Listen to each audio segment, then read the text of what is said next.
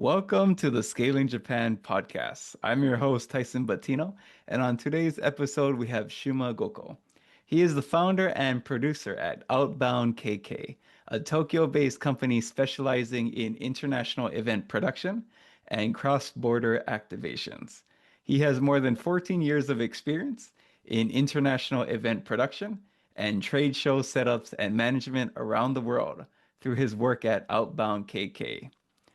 And he also has previous experience leading bilingual staffing and operations for a large-scale international sporting events as managing director at JLE Japan, which hosts hundreds of guests for the Rugby World Cup and Tokyo Olympics.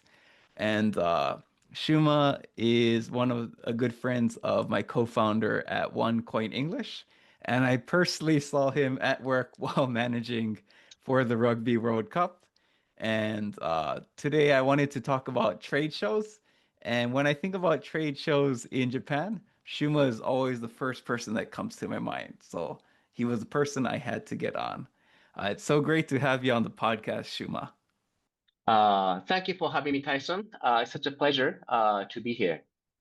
Yeah, we've known each other for probably longer than we usually we were drinking together, so I don't know when was the first time we met, but we've definitely known each other for probably 8 to 10 years now.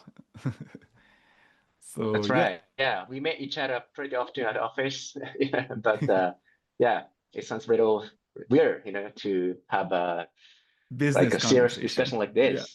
Yeah, business conversation. Uh, Exactly. I feel the same as well. So yes, I guess Yeah, let's thank you very much. let's dive right in. So I guess my first question is, I guess for those who are not familiar with trade shows in Japan, just give us a basic introduction into trade shows in Japan and trade All shows in right. general for Okay. business. Okay. All right. So trade show is also called exhibition. Um, or messe. And then this is basically the huge event happens in the trade show venue. Uh, Organizers are mobilizing hundreds of thousands of exhibitors from around the world so that exhibitors can present and display the products and services, and then the buyers are also invited to uh, have a business meeting with the exhibitors. So this is a very good opportunity for both buyers and the sellers to meet up in one place, exchanging ideas, and then ultimately closing the business in one place. So you don't need to travel many different countries and destinations, but once you go to this particular trade show, you can check the landscape of the industries. You can meet physically buyers and sellers, and then shake hands. To make a solid business. Gotcha. And so I think there's a lot of big, trade shows in Japan. I think the famous one is, I think the car one. Oh yeah, Tokyo Motor Show Yeah, Tokyo Motor Show. is it's very exciting event, because automotive industry in Japan is of course very huge. Toyota, Nissan, Honda, right? So they are showcasing the uh, kind of like future model of the products, and then of course the not only the automobile fans but also the general visitors are flooding, to try out the products and then see what the future of the industry will hold. What are some other famous trade shows in Japan? Um, there are certificate. Uh, there's a global certificate to evaluate and then certificate the industry. I mean, so there are globally certified trade shows in Japan, and then one of the largest is Foodex Japan. Gotcha. So Foodex Japan is about food. The exciting part of this food is like you can see various kinds of foods coming from every corner of the planet, you know. So sometimes it's very exotic, sometimes it's very uh, like a fun to be able to, you know, see the huge collection of the wines or very exotic foods, and then of course you can interact with the manufacturers, right? And then every time I have a client from overseas to join this event, and then we design and fabricate the booths, and then sometimes have operating the stands. You know, our staff, uh, of course, super excited, you know, to be part of the event and then be able to present the food, which is not in Japan market. So yeah, this is the uh, particularly exciting event of the tradition in Japan. Awesome. And yeah, I would say from the IT space, they have Japan IT Week. And I think for overseas companies, usually Sushi Tech is a pretty, I'll say Japan IT Week and Sushi Tech are some of the big ones. And so I guess my next question would be, so it's 2026 now, like, we have online, but why are trade shows still important for doing business in Japan today? Well, um, in Japanese like business society as a whole, it's pretty much based on trust. So, you know, although many shows gone virtual uh, during pandemic, but nowadays most of the shows are back in offline without even Gotcha. having online shows. Some are going like like a online and offline, like a virtual shows, but people seems to prefer physical interactions, exchanging business card, you know, getting to know each other, you know, and they actually, especially for the food shows or you know manufacturing shows, it's important to touch the product and see, you know, how it feels, you know, how it works. So still, traditional is having very important momentum in the industry, especially in Japan, I feel. And yeah, I think sometimes people might think, let's say it's like a unique Japanese thing, but from my experience with Smart Start Japan, our incorporation service, I found that nowadays you need 30 million yen to get a business manager visa. Previously, you just needed 5 million yen. And when it was 5 million yen, we would close a lot of clients with an online call. But now that the government has raised the capital requirements to 30 million for the visa, we're having to meet clients more in person now because I it does see. cost more Yeah, money to incorporate. It's a bigger investment to the Japanese market, and so that's right. we're doing more face-to-face meetings as well.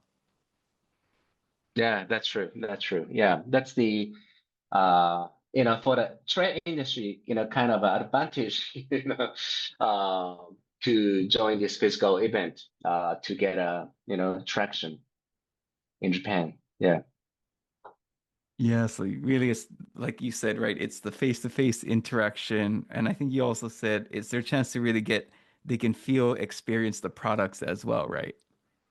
that's right. Yeah, that's, you know, something only trader show or, you know, the event can offer. Cool. And yeah, we'll dive more deeper into like the actual techniques Okay. later on. But All yeah, right. so you've done trade shows for a lot of, I think you've done cars. I think I mean, you've helped Twitter with like not sorry. You've helped Twitter with doing kind of like what's that, a mob? Like, getting a lot of engagement. I Oh, think, that was the brand activation. oh, sorry, I'll do that again. Uh, Yeah. yeah, yeah. So you have experience with, cars at trade shows, doing booths for big brands, brand activation for Twitter. But in your experience, you've done so many things. But what industries or products do you think really benefit the most from joining a Japanese trade show? Meaning, if you're in this industry, like you must go to a trade show. if you're coming to Japan? All right. Yeah, the industries that perform best in Japan are maybe those where quality, reliability, and then differentiation matter. So technology and manufacturing lead the list because the Japanese buyers want to physically see the performance, precision, and the safety, right?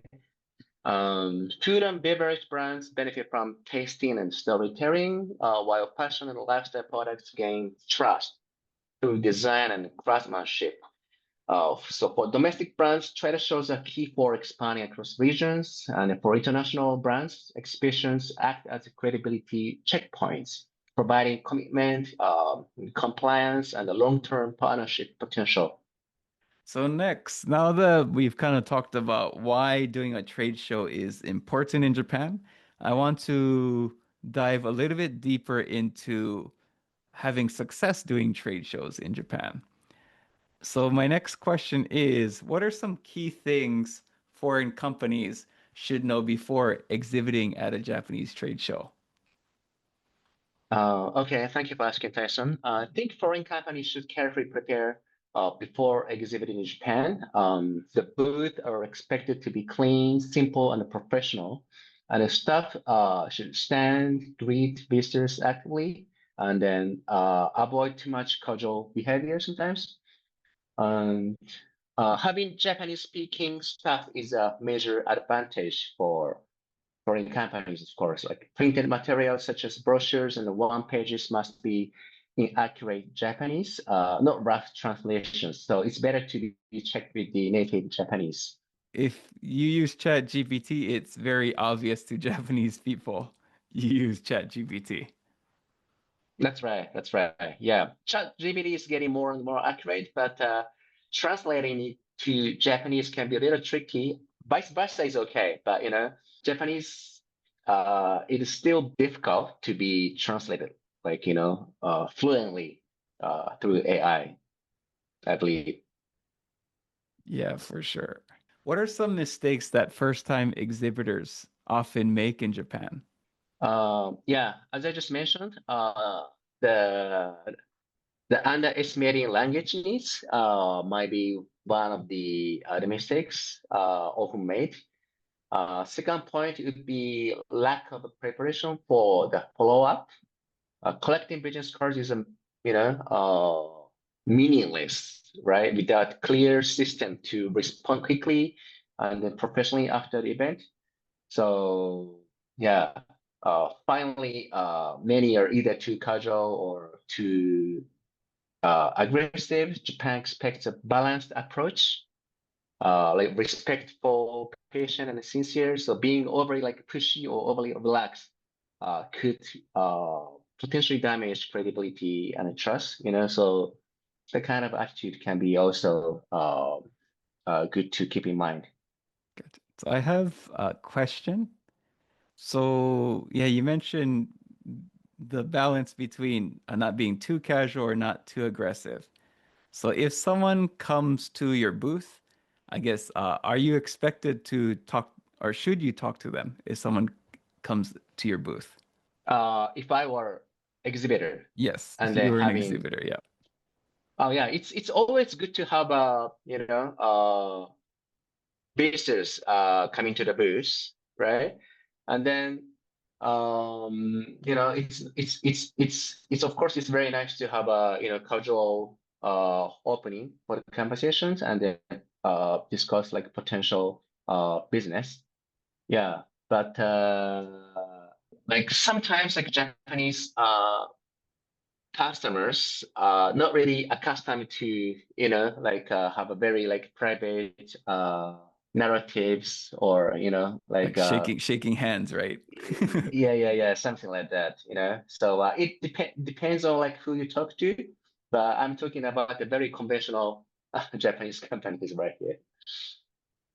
Yeah, so I would Yeah. probably avoid shaking hands. Just smile, welcome them in, but you don't need to shake their hand. Right. Yeah, sometimes like if they are able to speak English, which means they have like some background of like living in overseas or like studied overseas, right? But otherwise, yeah, you can be the real. You can be real careful. Yeah, to Sounds good. face someone like that. Yeah. My next question is, now that we know what people should avoid, how long or how far in advance should companies start planning for a trade show in Japan? I think companies should begin preparing for Japanese trade show at least 4 to 6 months in advance, and for major exhibitions, even earlier. The first, booth space at the popular events often sells out quickly, and the prime location near main aisles or pitch stages are usually reserved by repeat exhibitors, right? So early Gotcha. booking also gives enough time to design a booth that meets Japan's strict regulations. Secondly, use this time to build local partnership and secure interpreters. Finding reliable Japanese speaking staffs or local agencies should be done a month ahead, no weeks before the event, of course. And then Gotcha. finally, allowing time for translation, printing, and rehearsal. Materials, demos, and booth scripts should be tested well in advance to ensure everything feels natural in Japanese. Very cool. And I think at Outbound, I think you help companies with interpreters. You also help with boot space. Is that correct? That's right. Yeah, we provide like one-stop support for the shows.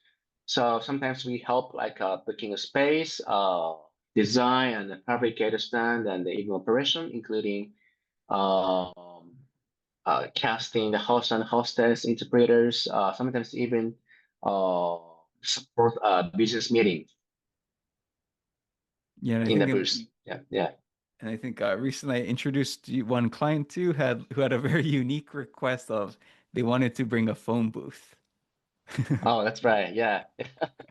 I think that's exciting part of this job, every time different request, and then it's and then we can always try to be creative and then flexible, to accommodate all that request.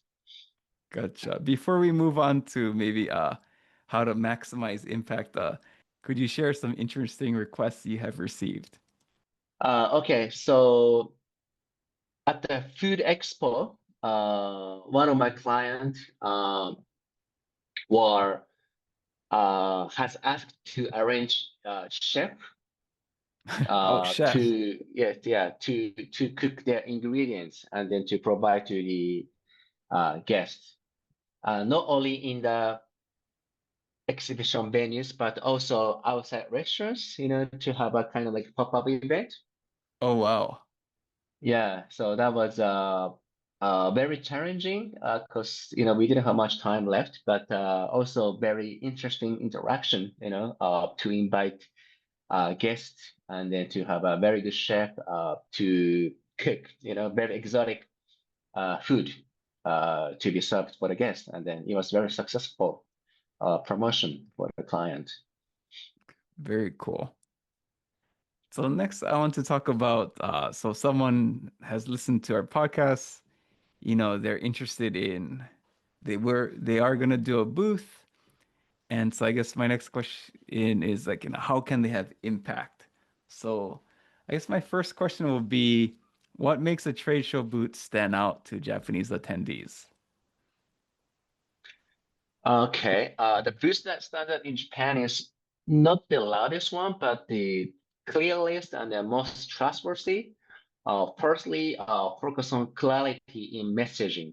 Your value position should be understood within, let's say, 5 seconds. And then ideally in Japanese, using simple headlines and the visuals, avoid clutter and long explanations. Secondly, maintain a professional appearance. Staff should stand, smile, and then greet every visitors with a short, polite introduction. Matching attire, tidy tables, and organized brochures immediately signal, reliability. And then third, pay attention to cultural cues. careful listening and the respect for detail build trust. Never try to oversell. Let just practice speak. I have one question for you. Like if you have any other tips someone could do during a trade show, but before you answer, I did want to share something with the audience. And let me find that. And I will share my screen. So sorry I didn't share this earlier, but this is I made a 45 slide course on doing trade shows in Japan.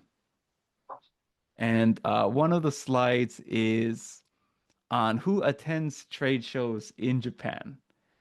So I got this research from Tenjikai College, but they mentioned Mm-hmm. that for trade shows in Japan, 20% of attendees usually go to collect information on competitors.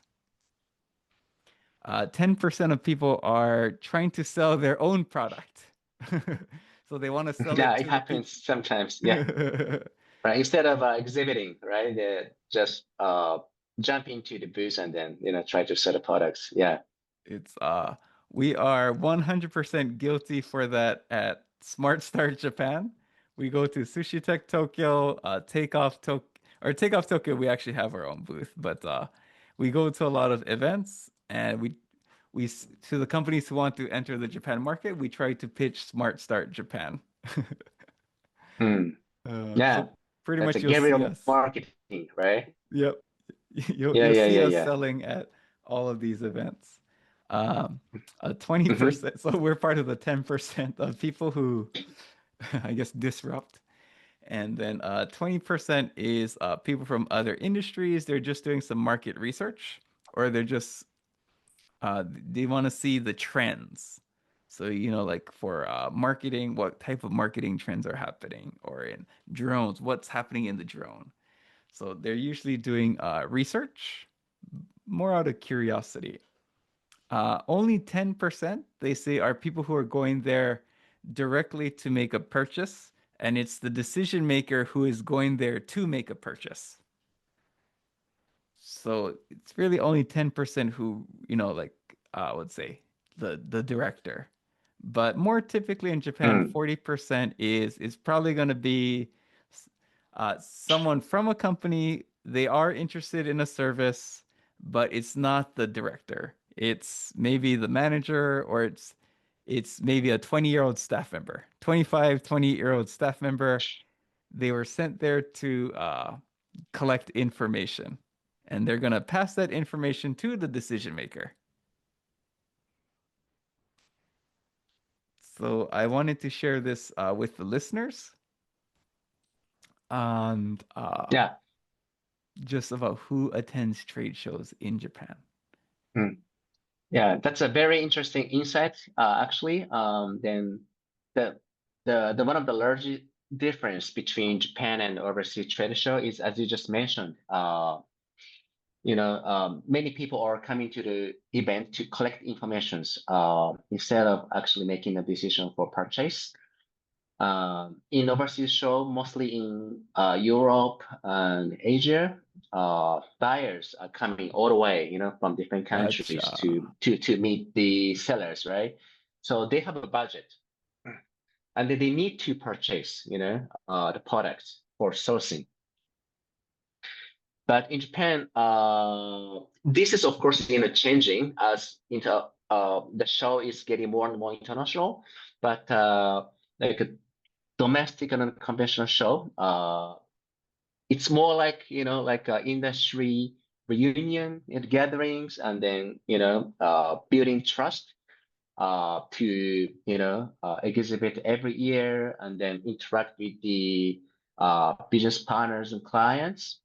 Right. So yeah, the purpose of the attending show might be slightly different in Japan. Interesting. Compared to overseas. Yeah, that is a really interesting point. And yes, I want to get back to my original question. Did you have any additional tips on I guess, stand out during the trade show? Right. So for design wise, as I just mentioned, design should be clear and neat, and just sometimes it's very efficient.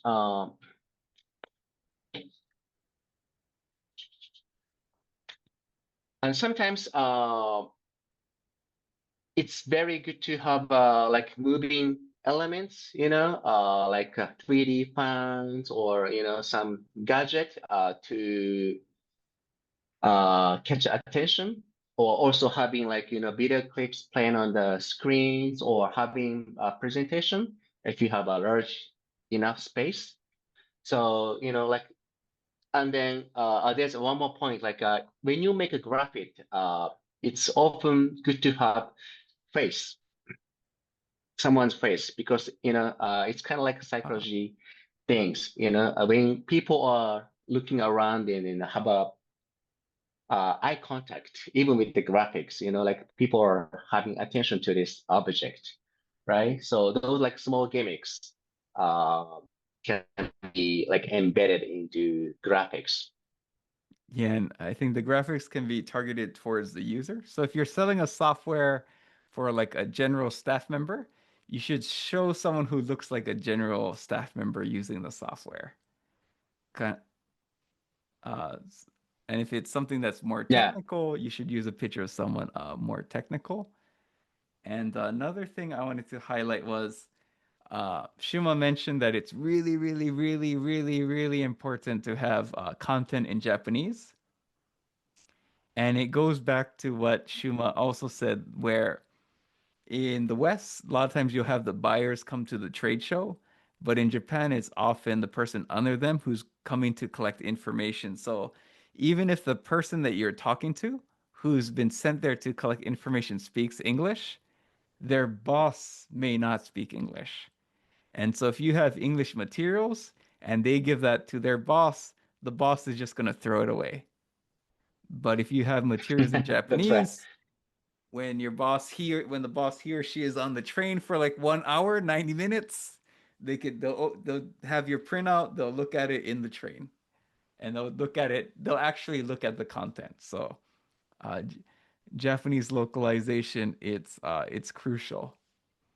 And so I'll see companies, they come all the way to Japan and they have nothing localized. And I was like, man, you guys just wasted your money. Yeah, that's a good point. Cool. And yes, I guess we also so we talked a bit about succeeding at the trade show. How about after the trade show is finished? What does a good follow-up process look like?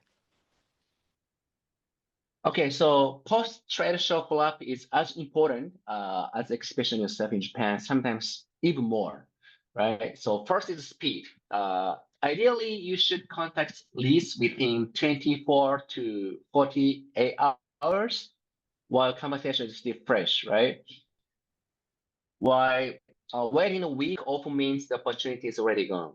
And second is email etiquette. Start with the polite greeting, thank them for visiting your booth, briefly remind them who you are, and then clearly reference what you have discussed in the booth. Attach only the most relevant materials in Japanese whenever possible. And then finally, be patient with the timing for proposals or meetings. Instead of pushing for an immediate deal, suggest a short online meetings or ask when would be a convenient time to continue the discussion. In Japan, trust is built, kind of step by step. So well-mannered follow-up is a bridge from a boost conversation to a real business relationship, I think. Gotcha, yeah.